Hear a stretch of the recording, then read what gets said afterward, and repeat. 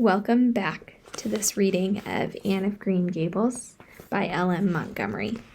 Chapter 20, A Good Imagination Gone Wrong. Spring had come once more to Green Gables, the beautiful, capricious, reluctant Canadian spring, lingering along through April and May in a succession of sweet, fresh, chilly days, with pink sunsets and miracles of resurrection and growth.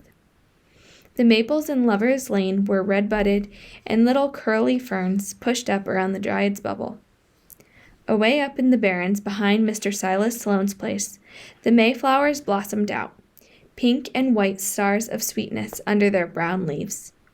All the schoolgirls and boys had one golden afternoon gathering them, coming home in the clear, echoing twilight with arms and baskets full of flowery spoil.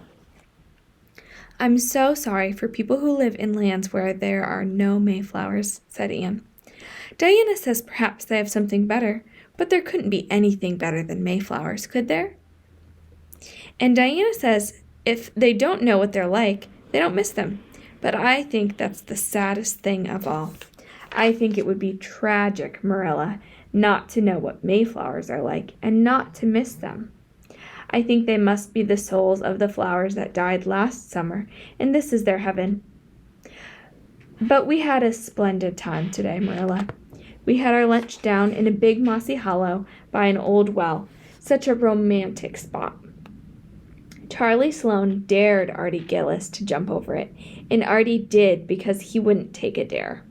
Nobody would in school. It is very fashionable to dare. Mr. Phillips gave all the mayflowers he found to Prissy Andrews, and I heard him say, 'Sweets to the sweet.' He got that out of a book, I know, but it shows he has some imagination. I was offered some mayflowers, too, but I rejected them with scorn. I can't tell you the person's name, because I have vowed to never let it cross my lips. We made wreaths of the mayflower and put them on our hats. And when the time came to go home, we marched in procession down the road, 2 by 2, with our bouquets and wreaths, singing, 'My Home on the Hill.' Oh, it was so thrilling, Marilla. All Mr. Silas Sloane's folks rushed out to see us, and everybody we met on the road stopped and stared after us. We made a real sensation." "Not much wonder. Such silly doings," was Marilla's response. After the mayflowers came the violets, and the violet veil was empurpled with them. Anne walked through on it her way to school with reverent steps and worshipping eyes, as if she trod on holy ground. "Somehow," she told Diana, "when I'm going through here, I don't really care whether anybody gets ahead of me in class or not. But when I'm up at school, it's different, and I care ever as much. There's such a lot of different Annes in me. I sometimes think that's why I'm such a troublesome person. If I was just one Anne, that would be ever so much more comfortable. But then it wouldn't be half so interesting." One June evening, when the orchids were pink blossomed again, and when the frogs were singing silvery sweet in the marshes about the head of the Lake of Shining Waters, and the air was full of the savor of clover fields and balsamic fir woods, Anne was sitting by her gable window. She had been studying her lessons, but it had grown too dark to see the book, so she had fallen into wide-eyed reverie, looking out past the boughs of the Snow Queen, once more bestarred with its tufts of blossoms. In all essential respects, the little gable chamber was unchanged. The walls were as white, the pincushions as hard, the chairs as stiffly and yellowy upright as ever. Yet the whole character of the room was altered. It was full of a new, vital, pulsing personality that seemed to pervade it and to be quite independent of schoolgirl books and dresses and ribbons, and even of the cracked blue jug full of apple blossoms on the table. It was as if all the dreams, sleeping and waking, of its vivid occupant had taken a visible, although immaterial form, and had tapestried the bare room with splendid filmy tissues of rainbow and moonshine. Presently, Marilla came briskly in with some of Anne's freshly ironed school aprons. She hung them over a chair and sat down with a short sigh. She had had one of her headaches that afternoon, and although the pain had gone, She felt weak and tuckered out, as she expressed it. Anne looked at her with eyes limpid with sympathy. I do truly wish I could have the headache in your place, Marilla. I would have endured it joyfully for your sake. I guess you did your part in attending to the work and letting me rest, said Marilla. You seem to have got on fairly well and made fewer mistakes than usual. Of course, that wasn't exactly necessary to starch Matthew's handkerchiefs. And most people, when they put a pie in the oven to warm up for dinner, take it out and eat it when it gets hot instead of leaving it to be burned to a crisp. But that doesn't seem to be your way, evidently. Headaches always left Marilla somewhat sarcastic. Oh, I'm so sorry, said Anne penitently.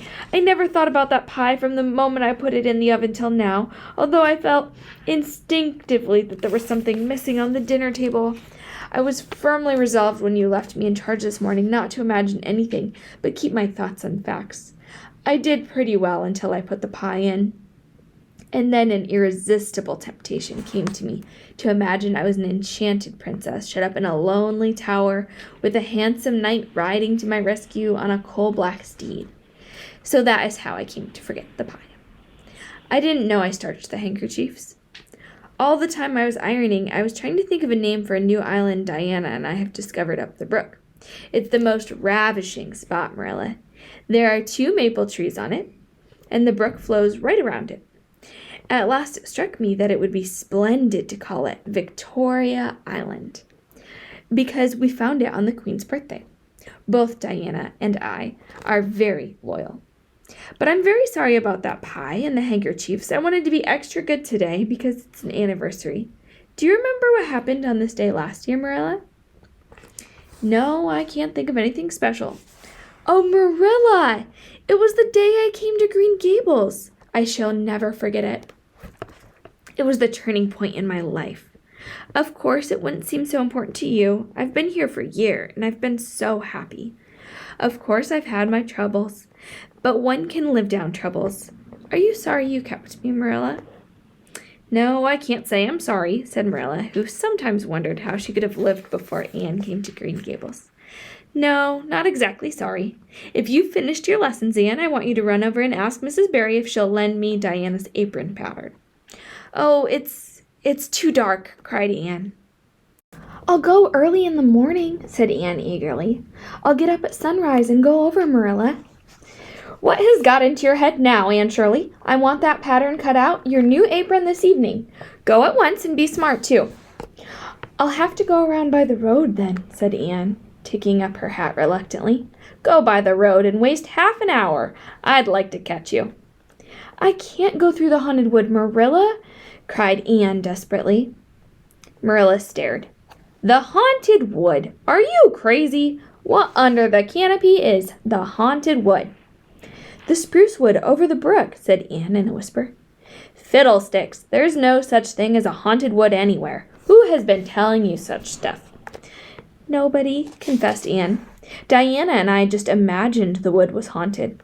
All the places around here are so commonplace. We just got this up for our own amusement. We began it in April. A haunted wood is so very romantic, Marilla. We chose the spruce grove because it's so gloomy. Oh, we have imagined the most harrowing things. There's a white lady that walks along the brook just about this time of night and wrings her hands and utters wailing cries. She appears when there is to be a death in the family. And a ghost of a little murdered child haunts the corner up by Idlewild. It creeps up behind you and lays its cold fingers on your hand, so. Oh, Marilla, it just gives me a shudder to think of it. And there's a headless man that stalks up and down the paths, and skeletons glower at you between the boughs. Oh, Marilla, I wouldn't go through the haunted wood after dark now for anything. I'd be sure that white things would reach out from behind the trees and grab me.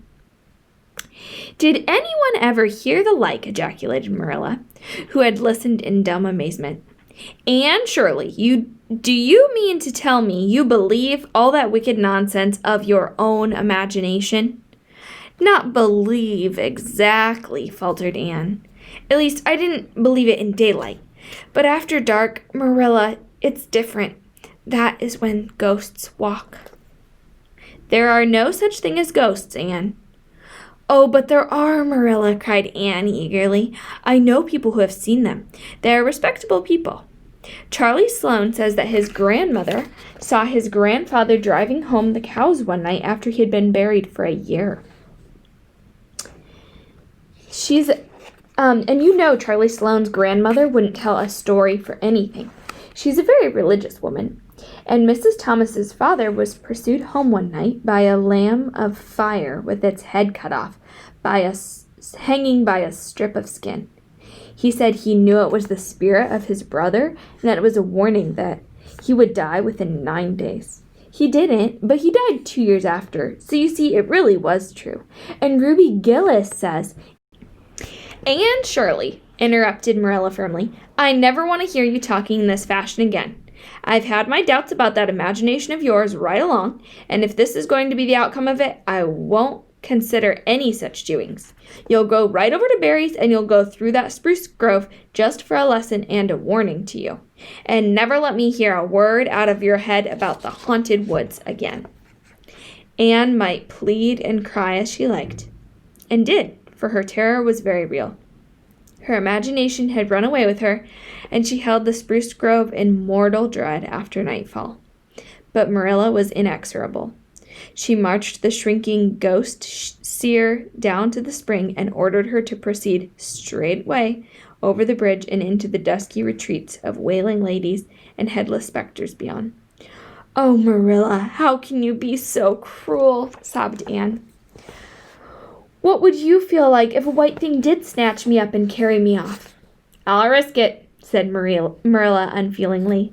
You know I always mean what I say. I'll cure you of imagining ghosts into places. March now. Anne marched.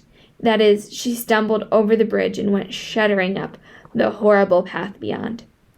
Anne never forgot that walk. Bitterly, she did repent the license she had given to her imagination.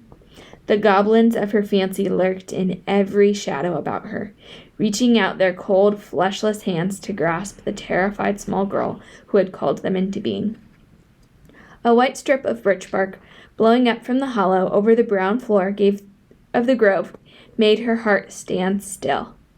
The long-drawn wail of 2 old boughs rubbing against each other brought out the perspiration in beads on her forehead. The swoop of bats in the darkness over her was the wings of an unearthly creature. When she reached Mr. William Bell's field, she fled across it as if pursued by an army of white things and arrived at the Barry kitchen door so out of breath that she could hardly gasp out her request for the apron pattern. Diana was away, so she had no excuse to linger. The dreadful return journey had to be faced. Anne went back over it with shut eyes, preferring to take that risk of dashing her brains out among the boughs to that of seeing a white thing. When she finally stumbled over the log bridge, she drew one long, shivering breath of relief. Well, so nothing caught you, said Marilla unsympathetically. Oh, Marilla, chattered Anne, I'll be contented with commonplaces after this. And that is the end of chapter 20. Thank you for joining me, and I'll see you again next week.